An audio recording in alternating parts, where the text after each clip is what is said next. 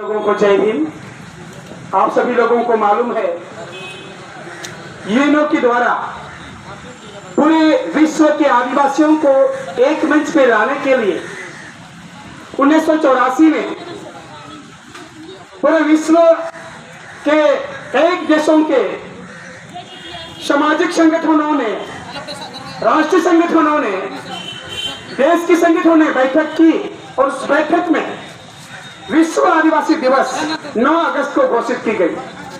और उसी उपलक्ष्य में आज हम लोग चकाई प्रखंड कार्यालय के समक्ष बैठे खड़े हैं और अपनी इस विश्व आदिवासी दिवस को याद करते हुए अपनी दुख जता रहे हैं। आप लोगों को मालूम है जब जब किसी की त्योहार आती है, किसी खुशनुमा या खुशी का दिन आता है तो लोग नाचते गाते हैं। इस दिन पूरे विश्व के लोग, पूरे विश्व के आदिवासी अपनी संस्कृति का प्रदर्शन करते हैं। लेकिन इस वक्त पूरे भारत में हम भारत के आदिवासी विरोध दिवस के तौर पर 9 अगस्त को मना रहे हैं। और यह विरोध दिवस केंद्र सरकार के खिलाफ और मणिपुर सरकार के खिलाफ, आरएसएस के खिलाफ और उन साम्राज्यवादियों के खिलाफ जो आदिवासियों को अपना गुलाम बनाना चाहते हैं। आप लोगों को मालूम होगा कि विश्व आदिवासी दिवस के अवसर पर जो इतना बड़ा देश में आंदोलन हो रहा है, उस आंदोलन के पीछे, इस आंदोलन के पीछे जो मानसा रही है वो बीजेपी भगाओ देश बचाओ की ही नारा है। आप लोगों को यह भी याद करना है कि हम लोग ने इससे कुछ दिन पहले मणिपुर सरकार के द्वारा या मणिपुर में हो रहे आदिवासियों के साथ जुल्म अत्याचार के खिलाफ रोष प्रदर्शन किया था। उसमें भी हमारे कई लोगों ने, अनेकों लोगों ने साथ दिया और सहभागिता निभाया। लेकिन आज दुख की बात है कि जिन जिन लोगों को लोकतंत्र के दम पर, आरक्षण के दम पर अधिकार प्राप्त है, जो वार्ड बने हैं, सरपंच बने हैं, पंच बने हैं, समिति बने हैं, मुखिया बने हैं, जिला परिषद बने हैं या और एमएलए एमपी बने हैं, उन लोगों को कोई गर्व नहीं। वो लोग सिर्फ आपके पास उस समय आएंगे बस वोट मांगने के लिए। साथ ही वोट मांगना भी लोकतंत्र के अंदर में आता है। और आप थोड़ा देर पहले हमारे कुलदीप जी ने भी कहा, शिबू सोरेन जी ने भी कहा, राजू कौल मुखिया जी ने भी कहा और तमाम वक्ता लोगों ने भी कहा कि आदिवासियों के साथ जो शोषण हो रहा है, यह शोषण साजिश के तहत हो रही है। जब से इस देश में बीजेपी की सरकार आई है तब से आदिवासियों में ज्यादा शोषण हुआ। आप लोगों को याद होगा 2014 में जब यह सरकार, नई सरकार बनी तो 2018 में केंद्र सरकार ने देश से SC/ST एक्ट को समाप्त किया, उसमें संशोधन किया। लेकिन पूरे राष्ट्र के लोगों ने, पूरे SC/ST लोगों ने सड़क पर आंदोलन करके सरकार को मजबूर किया और पुनः SC/ST एक्ट अब लागू रहा। साथ ही आप लोगों को याद होगा उससे पूर्व, उसके बाद भी पुनः इसने 13वें बिंदु पे भी एक संशोधन बिल लाई और इसमें से आरक्षण का अधिकार को भी समाप्त करने का बड़ा साजिश किया। इस प्रकार करके उन्होंने इस देश में आरसी और एनआरसी भी लाने का काम किया। लेकिन दुख की बात है कि हमारे लोग जो आज तक बीजेपी को नहीं पहचान पाए, वो लोग आज भी बीजेपी का गुणगान करते हैं। बहुत लोग आएंगे आपके घर गांव में, आरएसएस का और भाजपा का प्रचार करेंगे, बोलेंगे मोदी जी ने आपको गैस दिया, सिलेंडर दिया, मोदी जी आपको 5 किलो चावल दे रहे हैं, मोदी जी आपके खाते में 2000 रुपया भेज रहे हैं, मोदी जी आपके खाते में 15 लाख भेजने वाले भी हैं। लेकिन ऐसा कुछ भी नहीं है साथी, क्योंकि आप लोगों को मालूम होगा देश का गृह मंत्री अमित शाह ने बोल भी रखा है कि हम जुमलेबाज की सरकार है और इस देश के लोग जुमलेबाजों में भरोसा करके वोट करते हैं। क्या आप जुमलेबाज को वोट करेंगे? अगर वोट करेंगे तो इस देश में आदिवासी जो आज है वो नगण्य हो जाएगा। जो पहले थोड़ा देर पहले कहा गया कि डायनासोर की तिथि आएगी आदिवासियों का, वो होने वाला है। सिर्फ आदिवासी के साथ ही नहीं होगा, ये तमाम SC/ST OBC के साथ होने वाला है। आज मणिपुर में एक आदिवासी लड़की के साथ बलात्कार हुआ, सामूहिक बलात्कार हुआ। किसी मीडिया वालों ने नहीं दिखाया, किसी समाचार पत्र वालों ने नहीं दिखाया। लेकिन अगर यही सोरेन जाति की बेटी के साथ होता तो पूरे भारत के मीडिया उछाल करके दिखाता। और उस समय वो बेटी भारत की बेटी कहलाती, वो आदिवासी की बेटी नहीं कहलाती। लेकिन आदिवासी के साथ हो रहा है, SC के साथ हो रहा है, OBC के साथ हो रहा है, तो ये भारत की बेटी नहीं, एक जाति की बेटी है। ये बीजेपी की मानसिकता। इस मानसिकता के खिलाफ भी हम लोगों को सतर्क होना होगा। आप लोगों को यह भी मालूम होगा, भारत में इस वक्त अनेकों प्रकार के कानून लाया जा रहा है। उसमें से एक यूसीसी कानून है, जो कानून के आने से भारत में जो आदिवासियों का पारंपरिक जो कानून व्यवस्था है वो समाप्त हो जाएगी। और बहुत लोगों को लगता है सिर्फ ये आदिवासियों पर ही प्रभाव होगा। नहीं साथी, ये तमाम SC ST OBC पे प्रभाव होने वाला है। आपको समझने में फिर लग रहा है, आपको लग रहा है, आप लोगों को पता है कि आपके गांव में, आपके बाजार में ये जो पोल्ट्री फार्म देखे हैं ना आप लोग, जब मुर्गी लोगों को बेचा जाता है ना, तो एक मुर्गी को जब कसाई बाहर निकलता है तो बाकी मुर्गी दाना चुगते रहते हैं। वो हाल होने वाला है हम आदिवासियों का, हम SC का, हम OBC का। हम लोगों को समझना होगा। आप आज भारत में धर्म के नाम पर, जाति के नाम पर दंगा कराया जा रहा है।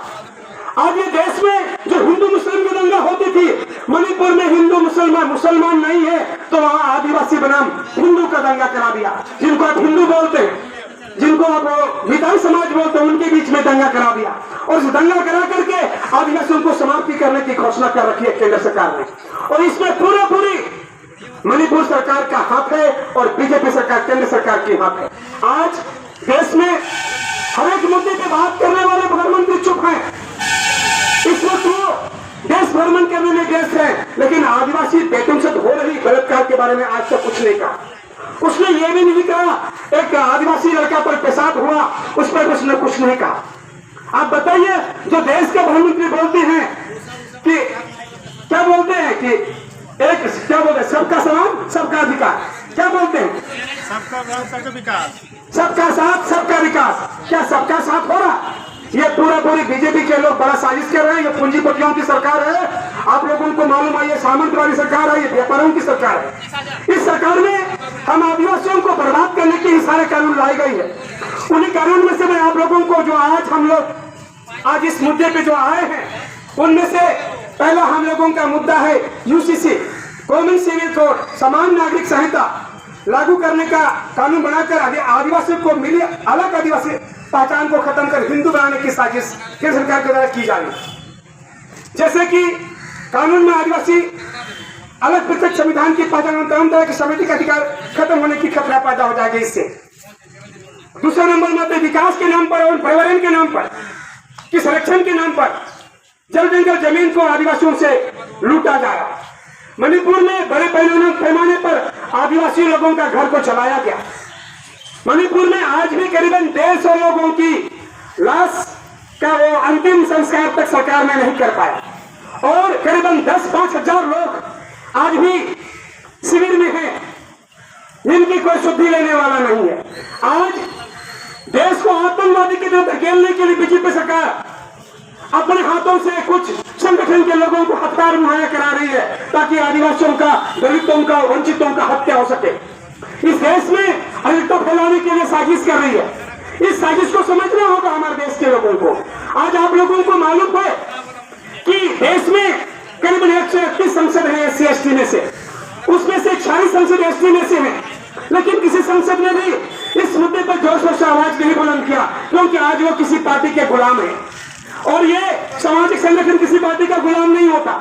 आप हम लोग किसी का सामाजिक गुलाम, किसी का गुलाम हम लोग नहीं है, इसलिए आज हम लोग सड़क पे हैं। और आज पूरे भारत में आदिवासी के सामाजिक संगठनों के द्वारा भारत बंद का आह्वान किया गया है और उसी कड़ी में आज भारत चकाई में भी हम लोग इस रोषपूर्ण प्रदर्शन में हिस्सा लिए हैं।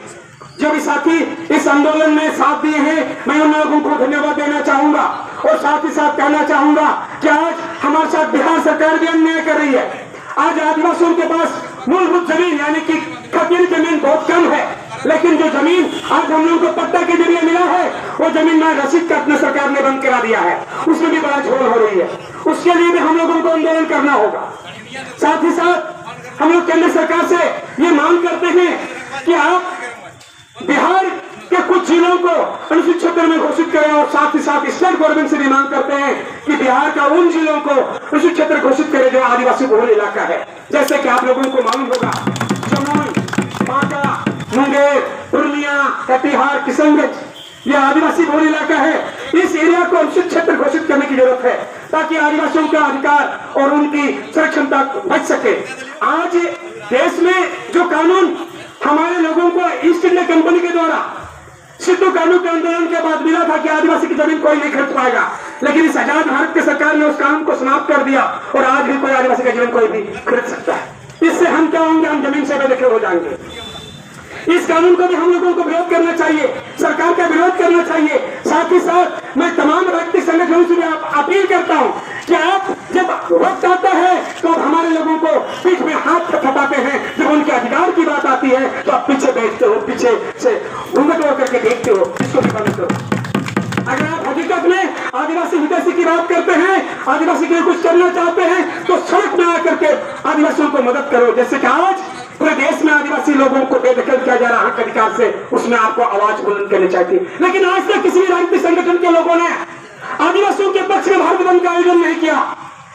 बस एक पार्टी जो बाम से से रही है, जो भारत मुक्ति मोर्चा है, वो बंद का आह्वान किया, लेकिन वो भी पूरा मन से तन से इस आंदोलन में हिस्सेदारी नहीं ले पाया। इसलिए मैं तमाम आदिवासी लोगों से कहना चाहूंगा, साथ ही साथ मैं चकार के लोगों से कहना चाहूंगा, अगर आप अपने आप को बचाना चाहते हैं तो अपने दोस्त और दुश्मन का पहचान करना सीखो, क्योंकि आपके साथ जो दोस्त बन करके आया है वो आपका दुश्मन है। उसको पहचानो और उसकी पहचान क्या है वो आपको जानना होगा। और जो आपके लिए आवाज बुलंद नहीं कर सकता, जो आपके लिए बोल नहीं सकता, वो आपके लिए कुछ कर भी नहीं सकता।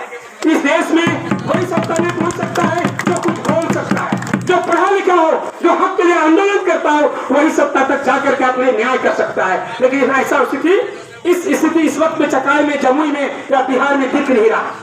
बिहार में हम आदिवासियों का कोई लीडर तो नहीं है, कोई राजनीतिक पार्टियां भी हम लोगों को आगे करने नहीं चाहती है, बस हमारी वोट की बात करती है। बहुत सारे राजनीतिक पार्टियां आज हमें राजनीतिक का विंग में, अपना पार्टी विंग में, छोटे जाति विंग में है मेंबर बना रही है, लेकिन पार्टी विंग में आपको कोई मेंबर बना नहीं रहा है। ये भी हमारे साथ साजिश हत्या हो रहा है, हमला हो रहा है। इससे क्या होगा? हमें तोड़ करके हमारे अधिकार को हमसे छीना जाएगा। ऐसे कई चीजें हैं जो हम लोगों को समझना होगा। साथ ही साथ मैं कहना चाहूंगा चकाई के आदिवासियों से कि आप वक्त पर आंदोलन में हमेशा तैयार रहे, तभी आपकी हक अधिकार बचेगी, अन्यथा आपकी हक अधिकार बचने वाला नहीं है। साथ ही मैं आप लोगों को बताना चाहूंगा, ये देश की जो बीजेपी सरकार है, ये धर्म के नाम पर हम लोगों को लड़वाना चाहती है और धर्म के नाम पर लड़वा करके खुद को सत्ता में काबिज करवाना चाहती है। और आज भी वो सत्ता में इसी नाम पे काबिज है। वो कहते हैं मैं यूनिफॉर्म सिविल कोड लाऊंगा, सबके लिए समान अधिकार की बात करूंगा, लेकिन इस देश की जो राष्ट्रपति है, जो महामहिम है, उनको मंदिर जाने से रोका जाता है। बताइए, इस देश के जो प्रथम नागरिक है उनको मंदिर जाने का अधिकार नहीं है, तो आपके साथ क्या होने वाला है, क्या होगा? आपको तो कल संविधान के तहत जो अधिकार मिला है, अगर बीजेपी की सरकार पुनः इस देश में वापस आती है तो इस देश का जो संविधान है उसको चकनाचूर कर देगा, उसको निरस्त कर देगा। मनुष्य में लागू करके इस देश में पुनः धर्मवाद व्यवस्था, जो मनुवादी व्यवस्था, जो 4 वर्ण व्यवस्था है, उसको देश में लागू करेगा। और उसको लागू करने से हम आदिवासियों को हमेशा हमेशा के लिए जंगल की ओर रगड़ दिया जाएगा और वहां हमें नक्सली के नाम से मारा जाएगा। आज जो भी देश का आदिवासी आवाज बुलंद करता है तो उनको नक्सली कहा जाता है, उनको उग्रवाद कहा जाता है, उनको माओवाद कहा जाता है। लेकिन जब इस देश को लूटता है उनको इस देश का देशभक्त कहा जाता है। आज आप देखेंगे हमारे एरिया में इतना 70 साल तक एक सुई की फैक्ट्री नहीं बनी है। कई नेता, कई एमएलए एमपी बने, कई सरकारें गई, लेकिन एक सुई का फैक्ट्री तक लगाने का काम नहीं किया। ये सारा का सारा श्रेय हम लोगों का ही गलती है। हम लोगों ने वैसे एमपी एमएलए और मिनिस्टर को चुनने का काम किया जो दलाली करते हैं और अपने प्रॉफिट रखते हैं। उन लोगों से भी हम लोगों को बचना होगा। साथ ही साथ मैं कहना चाहूंगा पूरे बिहार के आदिवासियों से कि आज जो देश में जो 40 लोकसभा सीट है, उन 40 लोकसभा सीट में हम लोगों को भी बिहार से 1-2 सीट आदिवासियों को भेजना होगा ताकि हमारा प्रतिनिधित्व कर सके। इसके लिए भी हम लोगों को तैयार होना होगा। और आज सबके साथ, सबके हाथ में व्हाट्सएप है, सबके हाथ में ट्विटर है, सबके हाथ में फेसबुक है।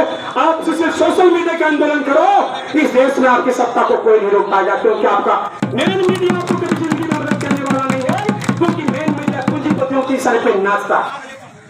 साथ ही मैं कहना चाहूंगा जो आप लोगों के बीच में या हमारे लोगों के बीच में जो धर्म के नाम पर हमें लाया जा रहा है, जो आपको किसी को हिंदू आदिवासी, किसी को ईसाई आदिवासी, किसी को शरण आदिवासी, किसी को बौद्ध आदिवासी, किसी को इस्लाम आदिवासी कहा जा रहा है, ऐसी कोई बात नहीं है। हम इस देश के विश्व आदिवासी एक हैं, इसलिए ये विश्व आदिवासी दिवस रखा गया और मनाया गया। तो ऐसे में हम आप लोगों के बीच में कुछ नारा बुलंद करेंगे और आप लोगों से आशा करेंगे कि आप लोग इस नारा को जोर शोर से साथ देंगे ना आप लोग? विश्व का आदिवासी एक हो।